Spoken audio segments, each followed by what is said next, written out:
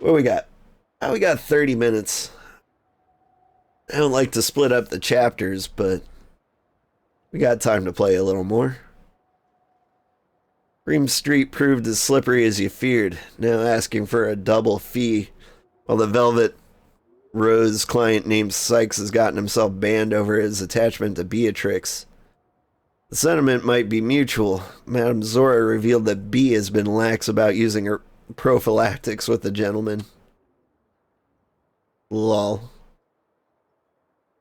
Let's see. Beggar's Lane is where we are. Right. I was going to look for more fans. Find something the cat will eat. I need to find another fish, if I can. And discover more about Felipe's romance.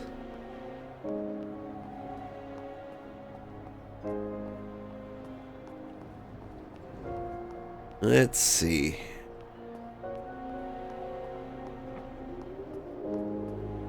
Let's not dive into the sewer. We'll be the one decent smelling character around. Now, I believe we saw a fan in the opium den. Maybe they'll let me in. Although this is the one character who's never been there.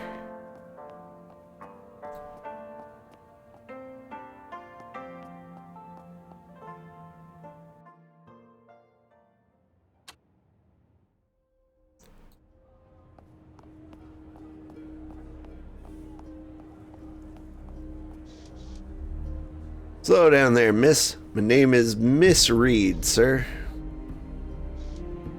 Right, yeah. Sorry, Miss Reed, but females ain't allowed in the, dreaming area. Is there some secret and invisible force that draws fools to me, or vice versa? And why, pray tell, are women forbidden to enter the opium den? Can't be a concern for our own health. Actually, in a manner of speaking, it is. Most of the customers is men, and we don't want them taking advantage of you while you're, dreaming. So much for hospitality. Boss's orders. Sorry. Well, damn. Should have grabbed that fan as Atticus. Maybe we can grab it as Teddy later.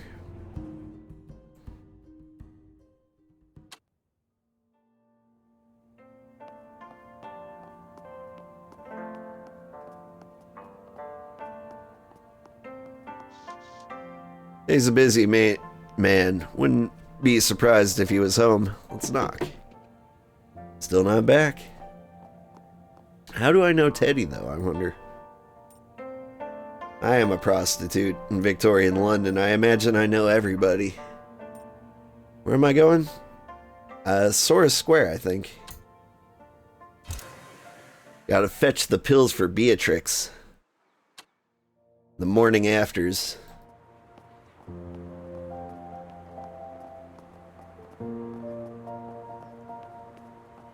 Let's get preached at. Sounds like a good time. Blessings upon you, my dear soul. I'm Ellie McBride. Here to heed the Lord's word. You heard of the courtesan killer? I'm afraid I'm quite busy today, though. There's something I'd like to ask you if you got a moment. Of course, my child. About the courtesan killer. Indeed I have. What atrocious business it is. I myself performed the funerary rites for one of the poor lost souls taken by the butcher. Did you now? Her name was Rachel Nichols, a lonely and destitute woman who sold herself for coin. Hers was a name I was wholly unfamiliar with until the papers got word of her. How did the papers know that she was a dolly? Well, I do not know, my child. She was a vagrant and in quite the state come the time of the funeral at any rate. Not just from her earthly struggles, but from the methods of her passing. Poor dear. It was a closed casket affair, of course. Body was in poor shape. Why, yes. Like all the victims, she had been brutalized and torn apart quite fiercely. Last rites were poorly attended affair as well. God rest her soul. Thank you for sharing with me, Father. Think nothing of it. The good book and I are forever here for you, child. Goodbye.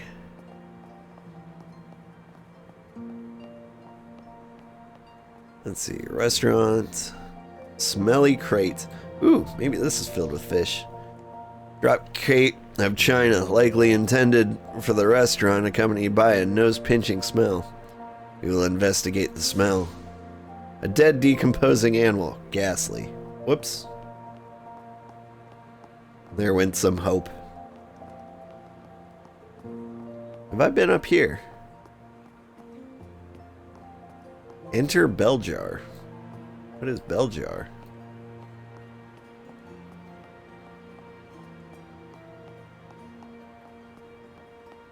Marble statues. Well, I'm the classiest person, so let's go in the classiest place.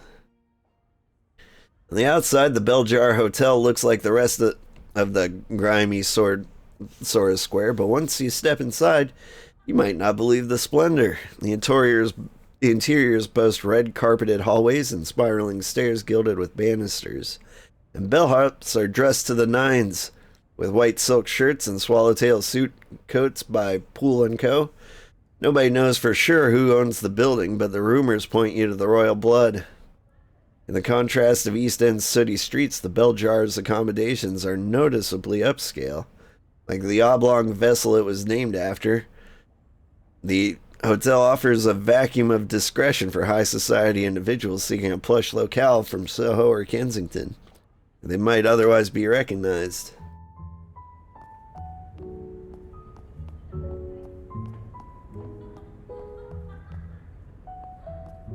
Tea service? A real silver tea service. I prefer coffee, but I quickly learned to keep that to myself in London.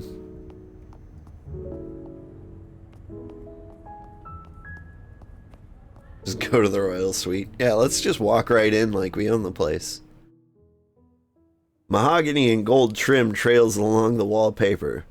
The paintings and fixtures are hung so high that they're an absolute nightmare for the maids to dust. The electric lamps are at the forefront of the technical redesign, retrofitted to the oil lamp sockets of old. And the high ceilings made for an airy ambience where the style is favored over substance. Your telescope and homespun necessities clash with the ornate decorations of the suite. With your clientele, including Tanner Cunningham of seemingly bottomless pockets, you could well afford the monthly rate. The suite is as temporary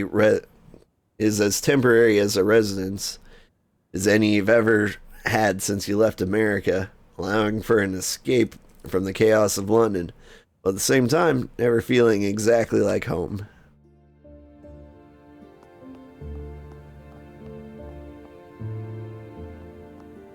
More tea. Porcelain tea set atop a dining table whose marble is so polished I can see my own reflection.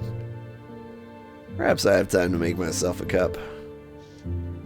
Yeah, when in Rome, as they say. I have yet to find a tea that keeps my nose from wrinkling. How much could I bribe the concierge to provide me with some coffee beans? Payment equivalent to the royal coffers. I almost regret Lord Beresford introducing me to that wicked Ambrosia per his last appointment. Tea's gone cold now, not that it was better when it was hot. Ooh, a tarot deck. Tarot deck of cards. Back stateside, they become high fashion. So whether they really tell one anything, well... It's the Hangman. Should I take this as yet another firm reminder to handle my business in clearing of London? Sounds right. This mirror's intricate gold inlays would make any maid dusting it want to expire. That said, the low table is perfect for a night of preparing for a night out or a day in London. Let's take a minute. Frames me quite nicely. Straighten the back, elongate the neck. Good posture is foremost. My Brise fan is still here. Shall I practice my fan etiquette? Absolutely. The white silk fan unfurls with a flourish of the wrist.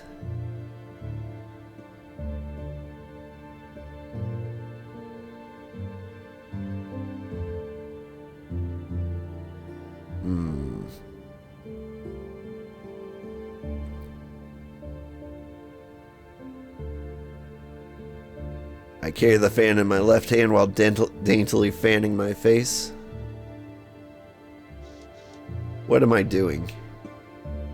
I desire to make your acquaintance, the fan says.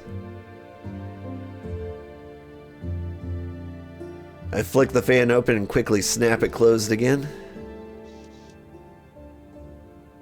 Bastard, the fan curses.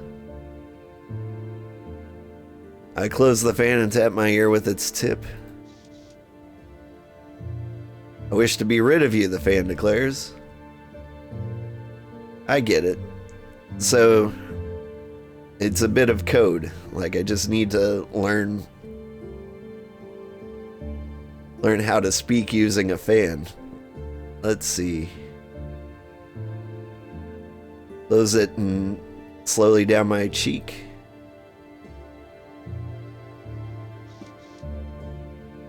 I love you, the fan whispers. Oh. Flick the fan open in front of my eyes, hiding my face. And what does that mean? We are being watched, the fan murmurs. Okay. I know how to speak fan now.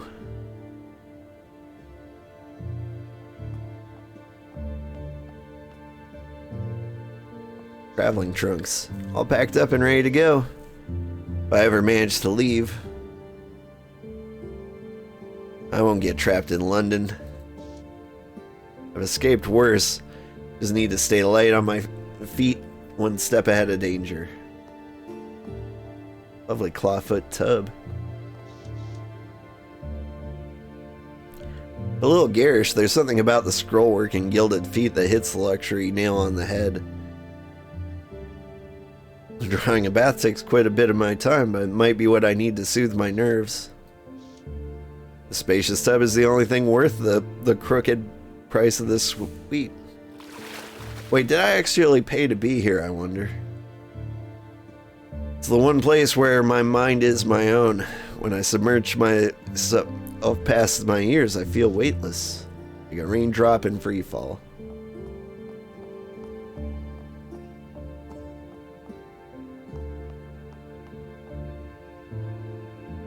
Writing ball. State of the art mailing handsick writing ball. Do I write a practice letter? Yeah.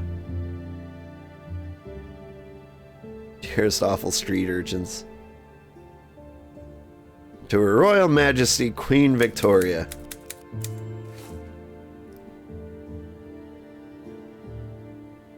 The quality of food in the passenger locomotives is very low quality. Should be prosecuted to the fullest extent of the law, and I believe that you may be responsible.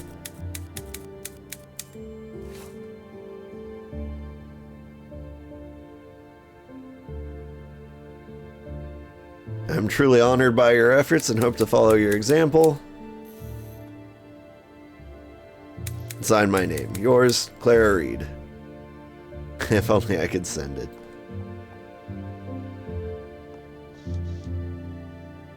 A well-loved telescope aims a glossy lens towards the heavens. Astronomy suits you as your humble hobby. Let's look through the eyepiece. Perhaps turn the scope to the buildings below. What knowledge can I learn from those who think no one is watching?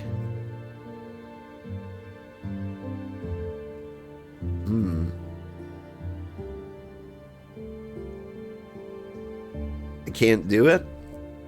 Though it's tempting, it's ultimately futile. Do I expect a murder to parade his crime in front of an open window? Yeah, kinda.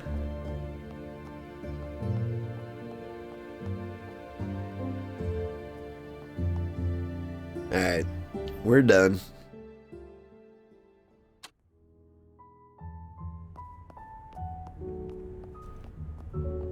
But before I go, how are you doing? Miss Reed, how lovely to see you. It feels like we haven't talked in ages.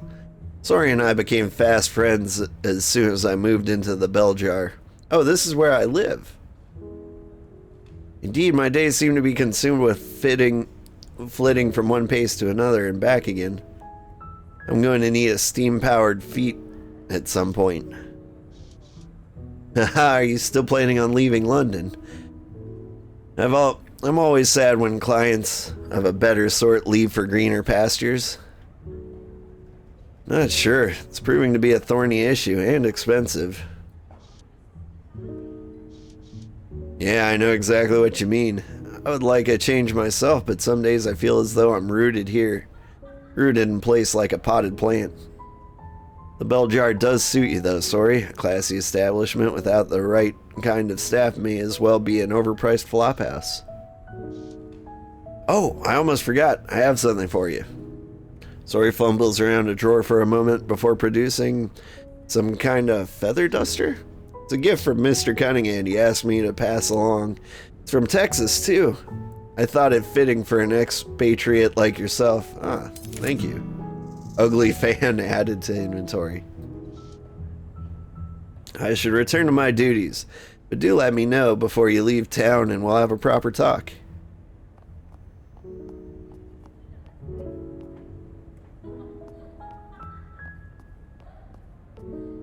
Can't run off this way? Okay.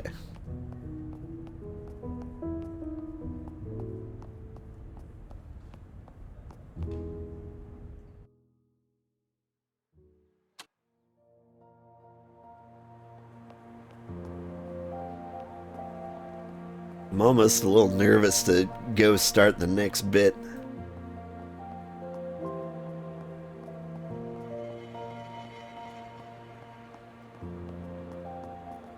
Because I feel like it's going to kick off a lot of story. And I'm going to have to leave in like 10 minutes.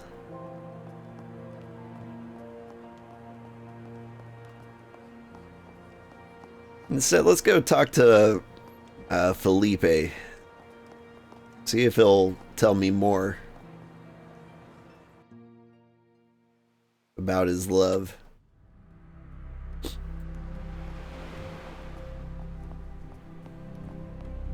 Felipe!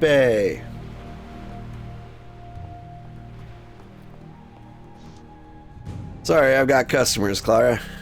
He's wrapped up in his business today. Now see about this grouper here, and perhaps a sunfish. Caught from the channel and delivered by steamboat just this morning.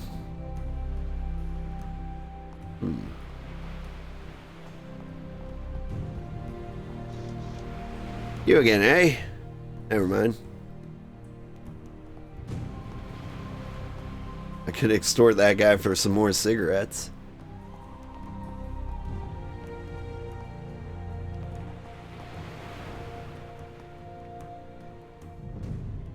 Crimson Herring Tavern is the den of dockhounds where seaworthy swords and landlubbers alike can toast to the life of crime or anything less devious. The windows are so grimy, and no matter the time of day, the only light source is the lamps, each running the risk of being smashed in a bar fight and illuminating the establishment in a much brighter blaze. Drinking, gambling, rat baiting, if that doesn't scream sporting gent, you don't know what does. The betting counter opens in the afternoon, and the bar even earlier. Only on occasion, and always after midnight. Illegal, but tolerated pit fights occur in the basement. Budgie Babcock will take your bets at the counter, where anything imaginable, from bachelor's choice of home to marry, to the number of stray dogs crossing Source Square over an afternoon, to how many vagrants will expire in the night can be wagered upon.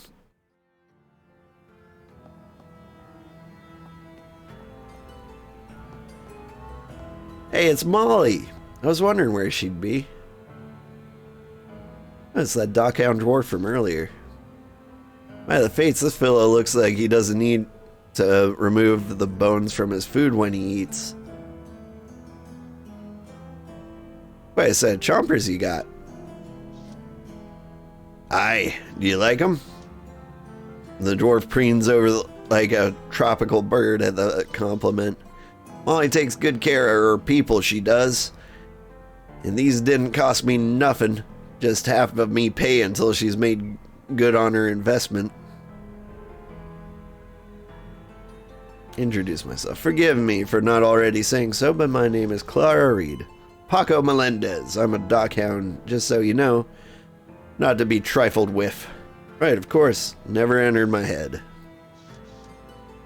He stiffens at my answer. Perhaps I said the wrong thing, but who ever heard of a sensitive hound? You happy working for Molly? It's got its ups and downs like any work. It was nice to meet you, Paco, but I should be getting on. Dog, are you a big puppy's? Grrr, greet the dog. Who's a good boy? Grrr. All right. Not getting any closer. Molly O'Malley, leader of the Dockhound. She was always ruthless. I knew she'd do well for herself. Getting away from her was one of the biggest reasons for leaving the Bullfrogs. Of course, one can't escape Molly in this town. How's everything, Molly? She regards me with such a distasteful countenance. Did her mother never tell her to be careful that her face might get stuck that way? Feeling insecure? Don't tell me you need a dog to protect yourself now. This dog could tear out that chatty throat of yours in a split second, but no, I don't feel insecure. You got a name? Thought about naming it Callidian, like the Minotaur fighter, but it would have been degrading for the dog. So I ended up calling the thing Hercules. Like the famed Greek warrior, very unoriginal, as expected of Molly. How nice. Got it a couple years back. I was at one of those demon dog shows. You know how I like those. And I saw this fellow make its way through all the obstacles without missing a beat. Some very important people there. Silas Bragg was one of them.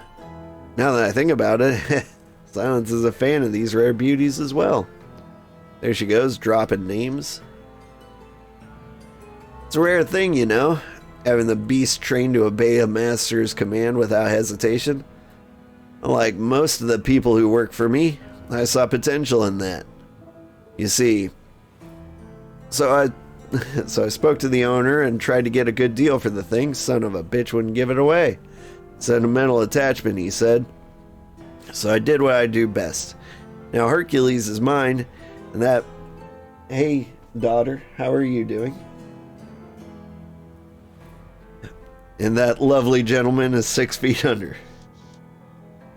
Finally, she's done yattering. It's also very interesting. What exactly is he trained for?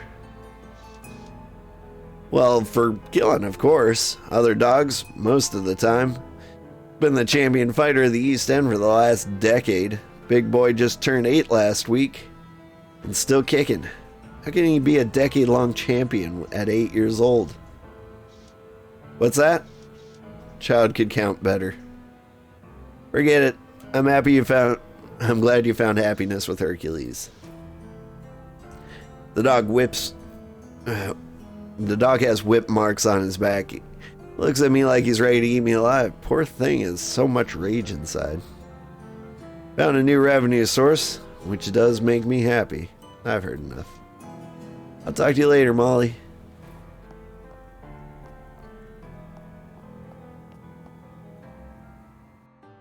Alright. With that, we kicked around enough. I think what I'm going to do is save very soon here and call it a day. Because as far as I know, the next thing I got to do is buy these pills. I'm not going to solve any murders out here on the streets. Oh, Peter Kipling and Ariana. Ariana Luttrell, formerly a textile mill girl turned worker of the Velvet Rose after the silk vest factory burned down. Her work often knocks the naivety of most, but Ari always seems to have it in spades. Please don't take me in. You don't even have to give me my money back. I'll leave, I swear it. Officer Kipling, then do you mean engaging in prostitution? Now, I need to answer this smartly. Okay. Intuition's my best.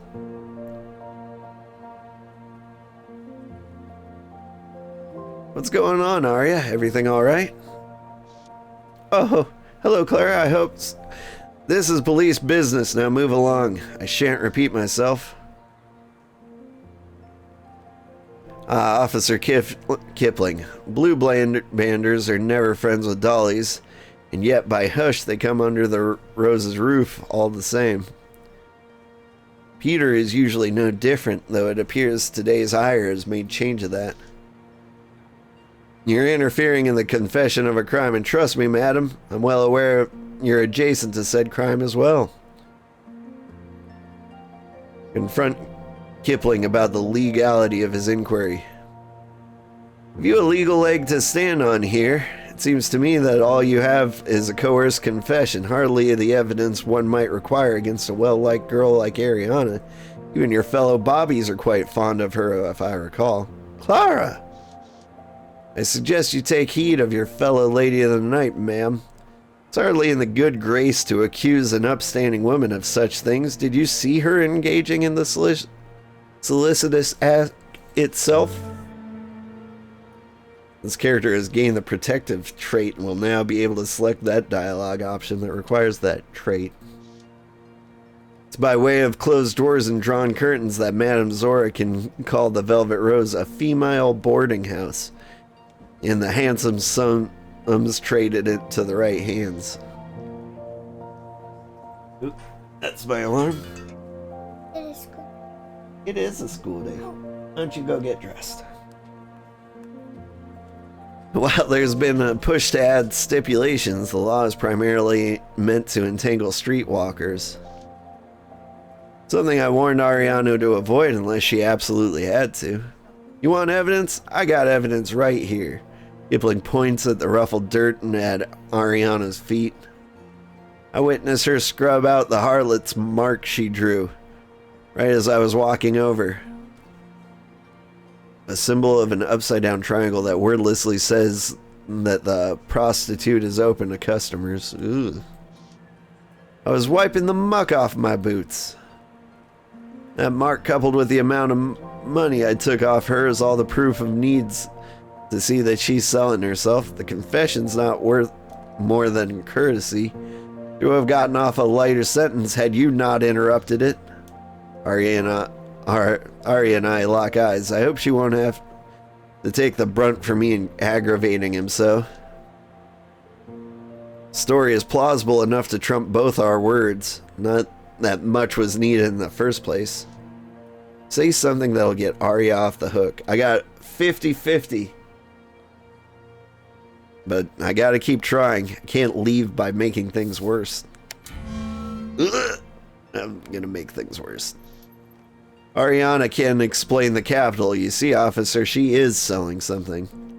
Ariana is visibly startled as I throw that hot Irish potato in her lap. I need to give her another hint to help her recover. Yeah? Oh, really? And what is this thing you're selling that isn't your backside? Remember that lying to an officer is quite an offense. Asked around for anything that might help Ariana improvise, but it's too late. She quickly loses her nerve. I mean, no, I don't have anything. Trying to evade arrest on top of the prior charges. That warrants a visit down to the station. No, please. Kippling. Oh, you have something to add, ma'am? Threaten his stays at the Rose? If this is the path you're set on, I can promise you that you will never have a pleasant stay in the Velvet Rose ever again. Ha! Last I checked, that's not up to you. Perhaps I went too far, but by the fates it didn't feel good. Now then, little lady, let's promenade to the precinct. I'll be keeping that money too. You'll get yours, Kippling. Boy, I've blundered quite a few dice rolls. That one makes me a little sad. But yeah, there's more to make. Maybe the next ones will be more important too. Thank you so much for watching. I gotta get my kids to school. If you watched on Twitch, keep an eye on the schedule. I'm not sure what we'll play tomorrow. Maybe more of this, maybe Pal World. Neither of those have been doing particularly good on YouTube, but I'd like to see them through. If you did watch on YouTube, be sure to like and subscribe. Every little bit helps, and any money I do eventually make is just going to go to making the quality of content on this channel better. Thank you so much, everybody. Have a good day. Bye-bye.